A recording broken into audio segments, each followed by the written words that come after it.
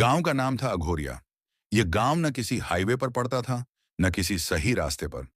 वहां पहुंचने के लिए आखिरी बस स्टॉप से 3 किलोमीटर पैदल चलना पड़ता था, और जो रास्ता जाता था वह हर 10 कदम पर बदलता हुआ लगता था।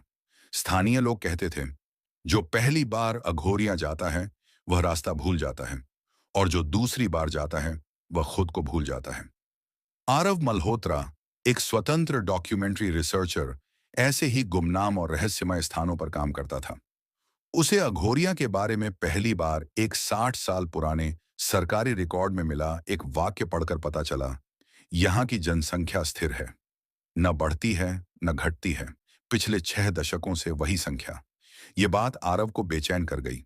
वह अकेला ही कैमरा और नोटबुक लेकर अघोरिया की तरफ निकल पड़ा।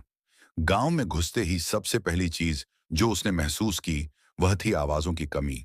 न कुत्ते भौंक रहे थे, न बच्चे खेल रहे थे, न किसी घर से रेडियो या टीवी की आवाज। फिर भी गांव मरा हुआ नहीं लग रहा था। लोग थे, चल रहे थे, देख रहे थे, लेकिन उनकी आंखों में कोई उत्सुकता नहीं थी, जैसे वे सिर्फ किसी आदेश का पालन कर रहे हों। हर आदमी आरव को देख रहा था, पर किसी ने उससे बात नहीं की। गांव के बीचों बीच एक पुरानी पंचायत भवन थी, जिसके सामने पीपल का एक विशाल पेड़ खड़ा था। उस पेड़ पर सैकड़ों धागे बंधे थे, काले, लाल, सफेद, और हर धागे के साथ एक छोटा सा लकड़ी का टुकड़ा, जिस पर किसी का नाम खुदा था। आरव ने एक नाम पढ़ा। वह नाम उसे अजीब तरह से जाना पहचाना लगा, जैसे उसने उसे पहले कहीं पढ़ा हो। तभी एक बुजुर्ग औरत उसके पास आई और बिना उसकी तरफ देखे बोली, नाम मत पढ़ो, यहां नाम बुलाने से लोग जाग जाते हैं। आरव ने पूछा, कौन लोग? औरत ने पहली बार उसकी तरफ देखा।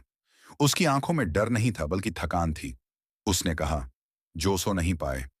उस रात आरव को गांव के एक खाली घर में ठहराया गया।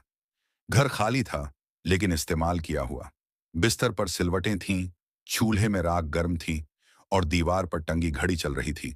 लेकिन घड़ी में समय नहीं था, उसमें सिर्फ तारीख चल रही थी, और तारीख हर मिनट बदल रही थी।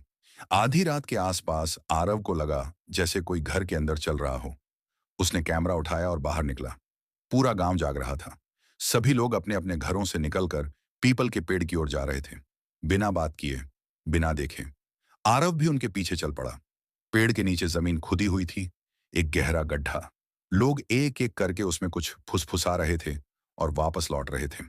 आरव ने पास जाकर सुना। हर व्यक्ति अपना नाम बोल रहा था। जब आरव की बारी आई, उसके मुंह से बिना चाहे उसका नाम निकल गया। उसी पल हवा भारी हो गई। पीपल के पत्ते हिलने लगे, जबकि हवा चल नहीं रही थी। जमीन के नीचे से किसी के सांस लेने की आवाज आई। अगली सुबह आरव को अपने कैमरे में रात की रिकॉर्डिंग मिली, लेकिन वीडियो में वह खुद नहीं था। कैमरे में वह गांव के लोगों के बीच खड़ा दिख रहा था, पर उसका चेहरा साफ नहीं था, जैसे किसी ने उसे मिटा दिया हो। पंचायत भवन के अंदर उसे एक रजिस्टर मिला। उसमें गांव के सभी लोगों के नाम थे, उम्र एक जैसी। पिछले 70 सालों से किसी की उम्र नहीं बदली थी। आखिरी पन्ना खाली था। उसी दिन आरव को एहसास हुआ कि गांव छोड़ना आसान नहीं होगा। रास्ते वही नहीं रहे थे जिनसे वह आया था। हर रास्ता उसे वापस गांव के बीचों बीच ले आता। रात होते ही उसे अपने घर के बाहर वही पीपल का पेड़ दिखाई देता, चाहे वह कहीं भी जाता। तीसरी रात उसे सपने में वही गड्ढा दिखाई दिया। इस बार गड्ढे के अंदर से आवाज आई, नाम देकर आए हो, अब जगह भी लेनी होगी। सुबह उसकी आवाज भारी हो चुकी थी।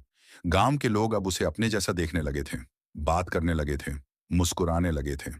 वह डर गया, क्योंकि यह मुस्कान उसने पहले कभी नहीं देखी थी। पंचायत भवन के नीचे उसे एक तहखाना मिला। वहां सैकड़ों कंकाल थे, और हर खोपड़ी के माथे पर वही नाम खुदा था जो पेड़ पर लटके लकड़ी के टुकड़ों पर थे। आखिरी खाली जगह पर एक तख्ती रखी थी, आरव मल्होत्रा। उसे समझ आ गया कि अघोरिया गांव लोगों को मारता नहीं है, वह उन्हें रोक लेता है। जब कोई बाहर से आता है तो कोई अंदर से मुक्त होता है। अगली सुबह गांव की जनसंख्या फिर वही थी, स्थिर। सरकारी रिकॉर्ड में कोई बदलाव नहीं हुआ, लेकिन शहर के एक अपार्टमेंट में एक आदमी अचानक रात को उठ बैठा। उसने गहरी सांस ली, जैसे पहली बार हवा महसूस कर रहा हो।